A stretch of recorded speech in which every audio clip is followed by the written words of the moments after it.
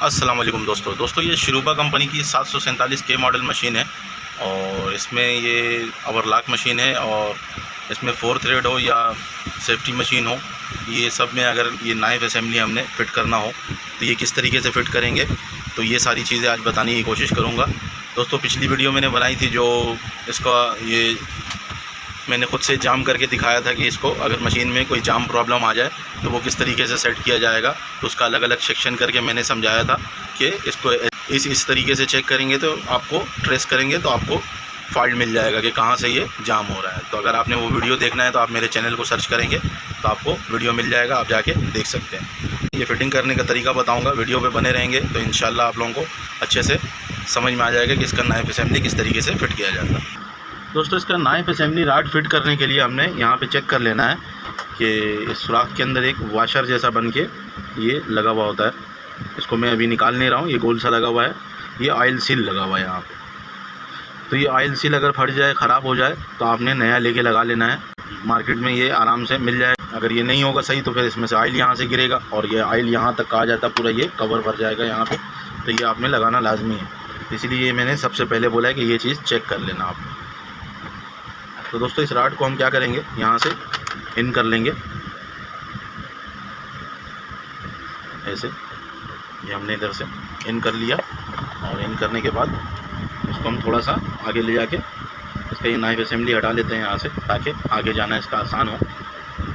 अगर ये जाम है, आपने इसको खोला है, अगर ये जाम है तो इसको रेगमाल वगैरह करके, पॉलिश वगैरह करके सही से फिर लगाएं ताकि ये बिल्कुल फ्री हो, आराम से ऐसे जाए आए, जाम बिल्कुल भी ना हो। दोस्तों ऊपर नाइफ असेंबली रॉड हमने यहाँ से तो लगा लिया, अब हमें कॉलर लगाना होगा। ये कॉलर हम वहाँ पे बैठाएंगे तो ये उंगली इतना लंबा तो है नहीं कि मैं वहाँ पे पकड़ के बैठा दूँ। पिछली वीडियो मैंने बनाई थी, अगर आप मेरे चैनल को सर्च करेंगे तो आपको वीडियो मिल जाएगा। तो मैंने मैग्नेट पे फंसा के लगाया था। तो अभी मैंने ये एक नया तरीका सोचा है, ये नए तरीके से लगाऊँगा इसमें कि इस नट को मैं एल्की पे ऐसे, यानी कि ये कॉलर है और इसके अंदर ये एक स्क्रू लगा हुआ है। तो मैं क्या करूँगा, इसके स्क्रू को 2-3 चूड़ी लूज़ कर दूँगा ताकि जब शाफ्ट चढ़े तो ये फंसे नहीं उसके ऊपर। तो मैंने इसको 2-3 चूड़ी ऐसे लूज़ कर लेना है और लूज़ करके, और एक धागा मैंने जो है ना ये लेके एल्की के इधर सुराख के अंदर बांध दिया है। अगर सुराख नहीं हो तो आप कहीं पे भी इधर भी बांध सकते हैं, कहीं पे भी बांध दें एल्की के धागे को, और ऐसे घुमा के हम दूसरी साइड से ऐसे पकड़ लेंगे तो ये घूम जाएगा। अगर सीधे जगह पे रख के उसको ऐसे घुमा देंगे तो ये पकड़ा जाएगा। तो मैं नीचे रख के ऐसे घुमाता हूँ तो आपको समझ में आ जाएगा। इसको ऐसे हमने यहाँ पे रख के और इस धागे को हमने घुमा लेना है। इसको एल्की को ऐसे फंसा लेंगे और फंसा के इस धागे को ऐसे हम घुमा के इधर लपेट देंगे ऐसे। तो ये इधर टाइट हो गया।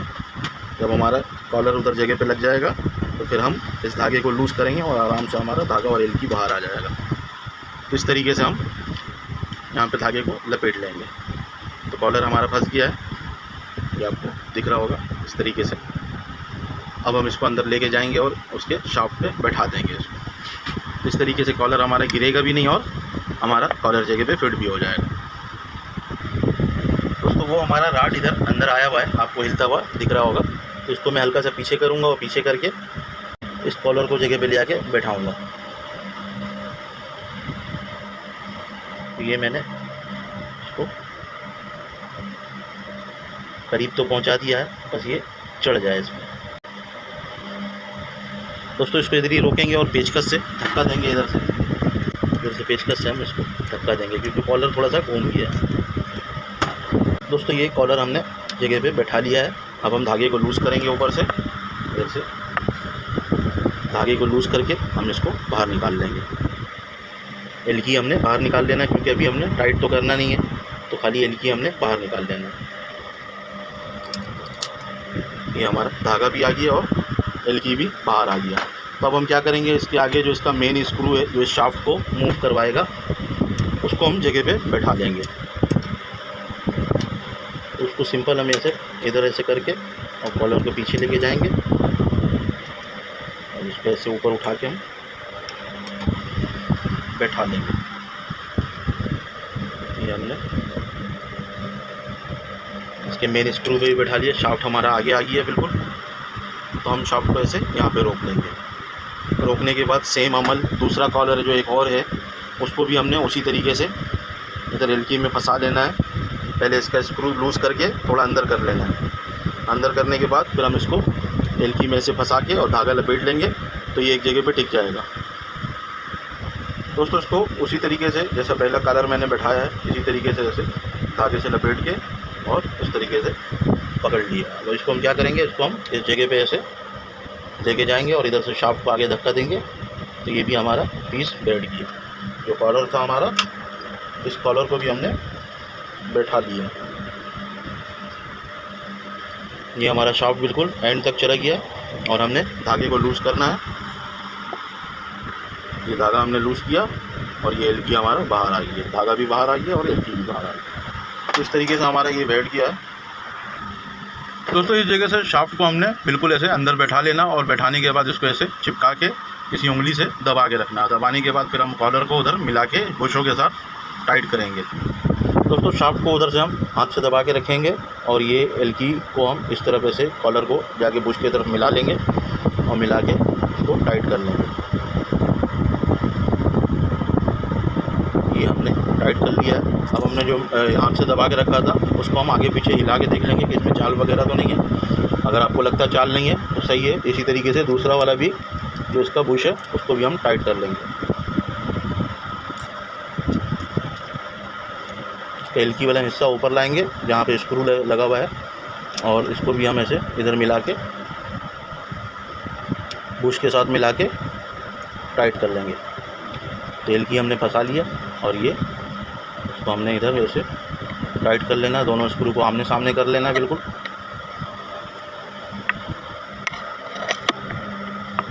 दोस्तों कैमरा इतना करीब लगा हुआ होता है ना कि बिल्कुल एलकी चलने का जगह नहीं होता। ये हमने आमने सामने रख के इसको टाइट कर लिया। अब इसको एक दफ़ा ऐसे ही नॉर्मली हाथ से हिला के देख लेंगे बिल्कुल सही मूव कर रहा है। इसी तरीके से मूव करना चाहिए।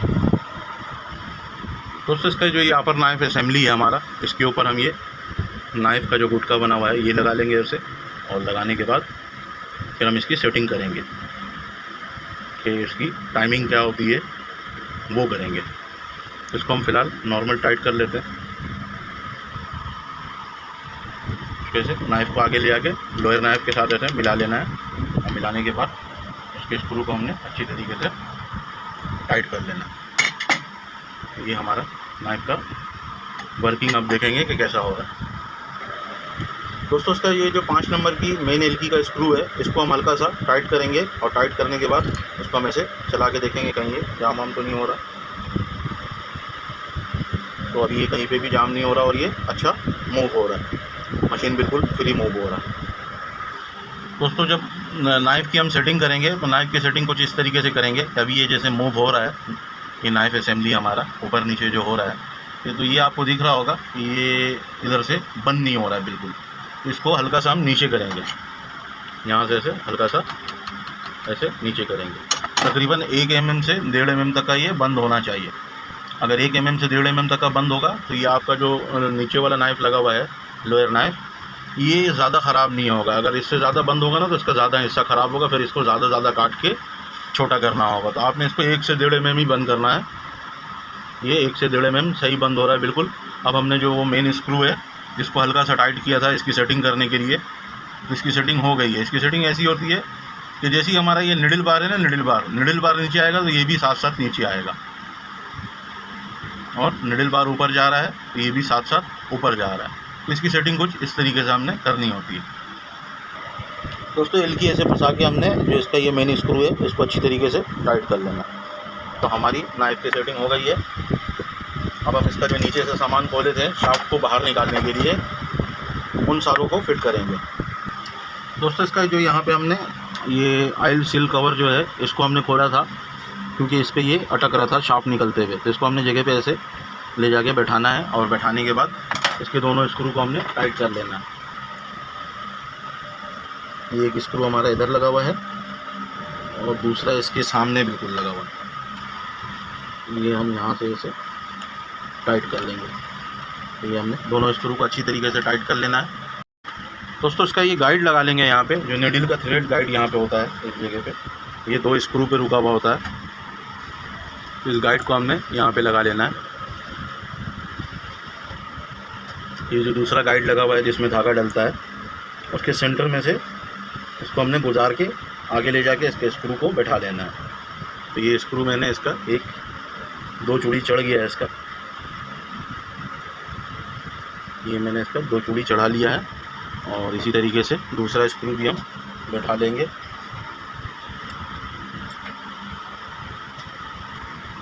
दूसरा स्क्रू मैग्नेट वाला पेचकस ले लेते हैं, उसके ऊपर फंसा लेते हैं क्योंकि उंगली वहाँ पे पहुँच नहीं रहा है। तो ये मैंने इसका दूसरा स्क्रू भी यहाँ पे बैठा लिया है। इसको हल्का हल्का टाइट करेंगे और इसकी सेटिंग कर लेंगे। तो दोस्तों ये इसको हम यहाँ से देख के सेट करेंगे। ये अभी हमारा बहुत ज़्यादा आगे आ रहा है, इसको थोड़ा सा पीछे जाना चाहिए इधर से। इसको हमने इधर ऐसे कर लेना है और अभी वापसी की तरफ देख लेंगे। अब ये बिल्कुल सही है, यहीं पे ये टाइट कर लेना है ऐसे। ये दोनों तरफ से एक जैसा टेकअप करे, ये नहीं कि एक तरफ से धागे को खींच ले और दूसरी तरफ से धागे को खींचे ही नहीं। तो ये हमने इसको टाइट कर लिया। टाइट करने के बाद अब इसका ये कवर वगैरह यहाँ का जो सिस्टम है वो सारा लगा लेते हैं। दोस्तों इसका ये निडल प्लेट बेस लगा लेंगे यहाँ पे। ये 2 स्क्रू पे यहाँ पे टिकेगा, तो उसको यहाँ पे टिका लेते हैं। दोस्तों इधर का ये कवर लगा देते हैं तो हमारा काम इधर का तकरीबन हो जाएगा। फिर हमने क्या करना होगा कि हम इसका टाइमिंग देखेंगे, टाइमिंग किस तरीके से आसानी से बन जाए। तो ये स्क्रू लगा लेते हैं। दोस्तों ये सारे स्क्रू को हमने अच्छी तरीके से टाइट कर लेना। दोस्तों सिलिकॉन ट्यूब आपने लाजमी लगाना है। सिलिकॉन ट्यूब लगाए बगैर इसको लगाएंगे तो ये किनारों से ऑयल निकलेगा। दोस्तों इसका हमने तकरीबन सारा सामान फिट कर दिया है जो खोला था इसकी नाइफ असेंबली को फ्री करने के लिए। तो अब हम क्या करेंगे, इसका नाइफ असेंबली उतार लेंगे क्योंकि अब हमने टाइमिंग बांधना है।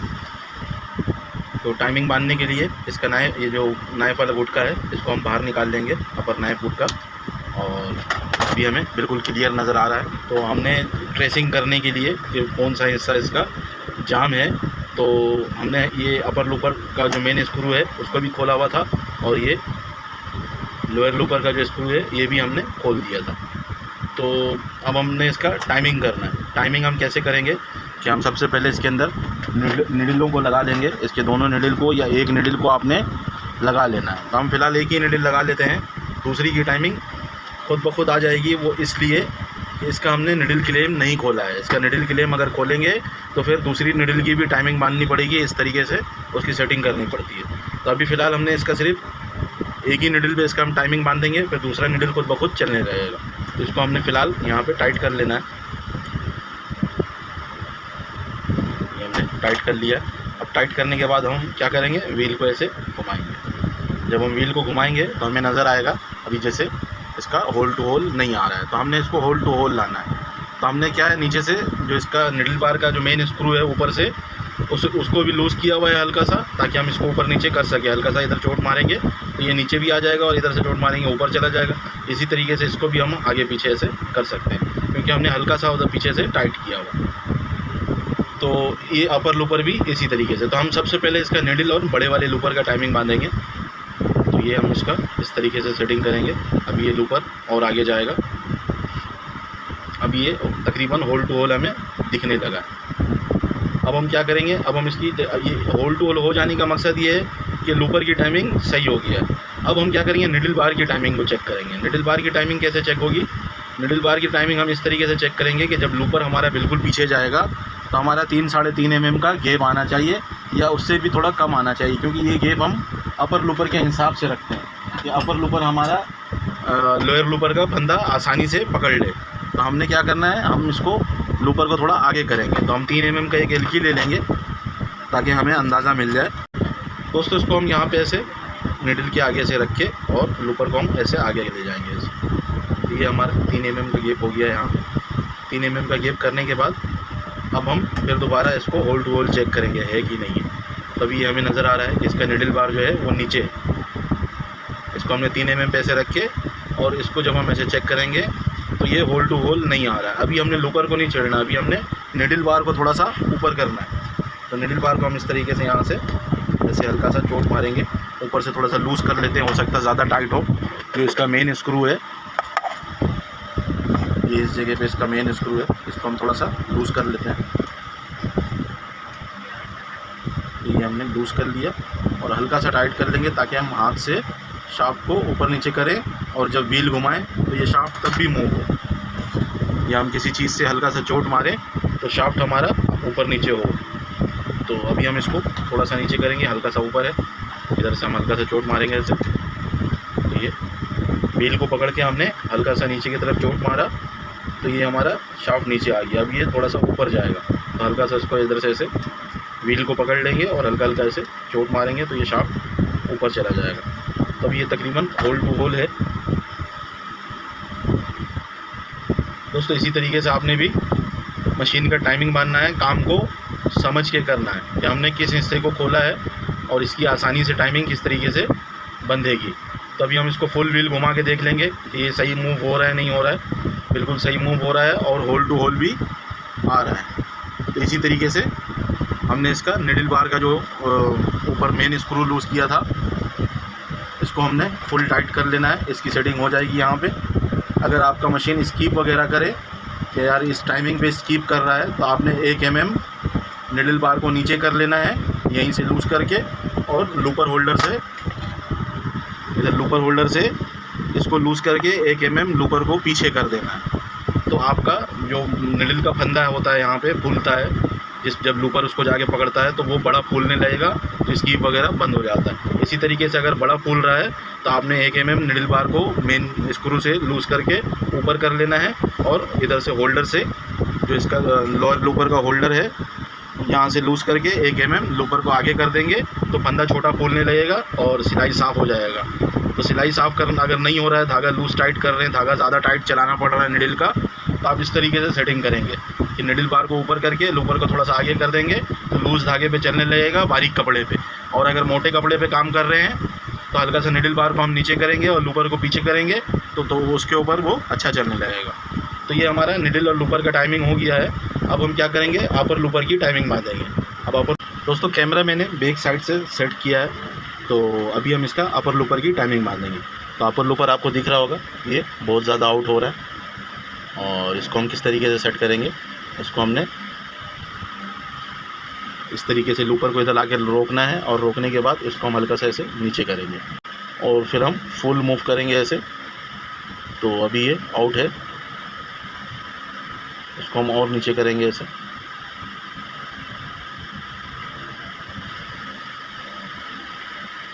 तो दोस्तों ये इस तरीके से हम इसका इतने गैप में रख सकते हैं। अगर ये हम बहुत ज़्यादा गैप से हमारा ऐसे गुज़र रहा है, अपर लूपर ऐसे गुज़र रहा है तो ये सेटिंग इसकी बिल्कुल बेटर नहीं है। यानी कि कभी लूपर का जो लोअर लूपर का फंदा है वो कभी पकड़ेगा कभी नहीं पकड़ेगा। जब भी ये हमने करना है तो इसको हमने ऐसे पीछे की तरफ ले आना थोड़ा सा और इसका जो अपर लूपर है ये इधर करीब से गुजरना चाहिए ऐसे। ये इसका ये टक्कर बना हुआ है बैक साइड से, यहाँ पे जो ये टक्कर बना हुआ है लोअर लूपर के ऊपर, इस टक्कर के करीब से नोक गुजरना चाहिए अपर लूपर का, तो तभी जाके हमारा फंदा सही पकड़ेगा ये। तो इसको ऐसे हम फिर मूव करके देख लेंगे कि ये हमारा जो निडल के पास से फंदा पकड़ रहा है वो सही पकड़ रहा है कि नहीं पकड़ रहा है। तो लोअर लूपर का जो हमने टाइमिंग बांध दिया और बांधने के बाद अब क्या है ये ऐसे आगे पीछे मूव हो रहा है। तो इसका ये मूव होना भी हम ख़त्म करेंगे। दोस्तों वो जो शाफ्ट है हमारा लोअर लूपर का जो शाफ्ट है वो यहाँ तक आ रहा है और ये गुटका लगा हुआ और ये कनेक्टिंग मेन शाफ्ट के साथ कनेक्ट है। तो शाफ्ट के ऊपर जो हमारा एक रिंग बना हुआ है वो एक रिंग का जो सेंटर है वो आउट है। तो वो जब ऐसे ऐसे मूव कर रहा है तो हमारा ये राड ऐसे ऐसे मूव होता है। तो इसके अंदर ये चाल है ऐसे, ये चाल हम ख़त्म करेंगे, इसको ऐसे ऊपर की तरफ लेके जाएंगे और इसको हिलने नहीं देंगे। जो हमारा ये शाफ्ट है इसको हमने हिलने नहीं देना है और इसको हम यहाँ से ऐसे लूज़ करेंगे हल्का सा और लूज़ करके उसको नीचे की तरफ ऐसे कर लेंगे। अब हमने इसको टाइट कर लिया।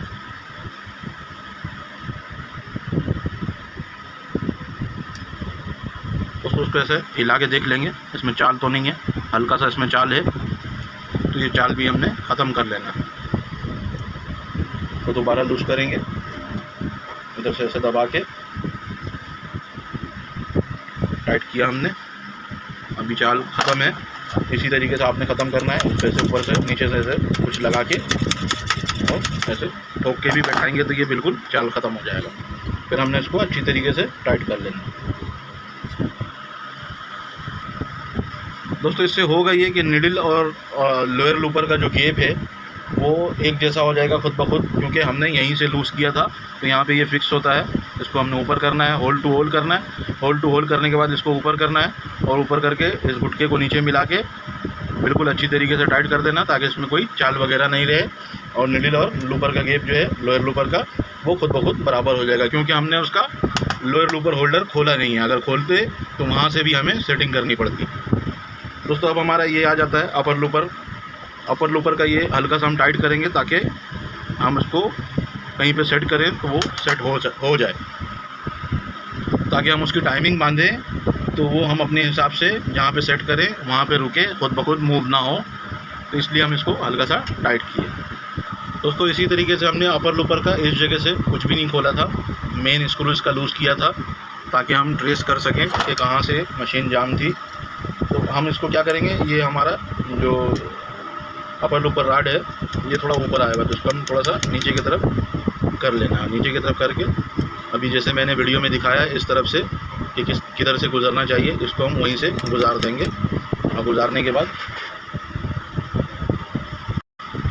दोस्तों हमने इसको इस पोजीशन पे कर लेना है। अभी आपको दिख रहा होगा तकरीबन हमारा एक जैसा पोजीशन आ गया है। इधर से ये निडल हमारा अपर लूपर का फंदा आसानी से पकड़ लेगा, और फिर जब नीचे से निडल वापस आ रहा है तो हमारा जो बड़े लूपर का फंदा है वो आसानी से पकड़ लेगा। बड़ा लूपर ये निडल का फंदा पकड़ लेगा, और हमारा अपर लूपर जो है वो लोअर लूपर का फंदा पकड़ के निडल को अपना फंदा पकड़ा देगा। तो ये हमारे मशीन की टाइमिंग हो गई है। दोस्तों अब इसका हम फिडोक वगैरह लगा के, निडल प्लेट वगैरह लगा के इसके काम को ख़त्म करते हैं। तो फिडोक हमने सिंपल यहाँ पे ऐसे लगा लेना है। दोस्तों इसका दोनों फिडोक लगा के नॉर्मली हम प्लेट के हिसाब से इसकी ऊंचाई को तय कर लेंगे। इसको हम नॉर्मली सेट कर चुके हैं दोनों फिडोक को, और हमने अब निडल प्लेट इधर लगा लेना है और लगा के इसके दोनों स्क्रू को लगा लेना है। दोस्तों उम्मीद करते हैं मेरी वीडियो से आप लोगों को बहुत कुछ सीखने को मिला होगा। अगर कुछ सीखने को मिला है तो मेरी वीडियो को अपने दोस्त यारों के साथ लाजमी शेयर कीजिएगा, और मेरे चैनल को सब्सक्राइब कर लीजिएगा। एंड दोस्तों अल्लाह हाफिज़।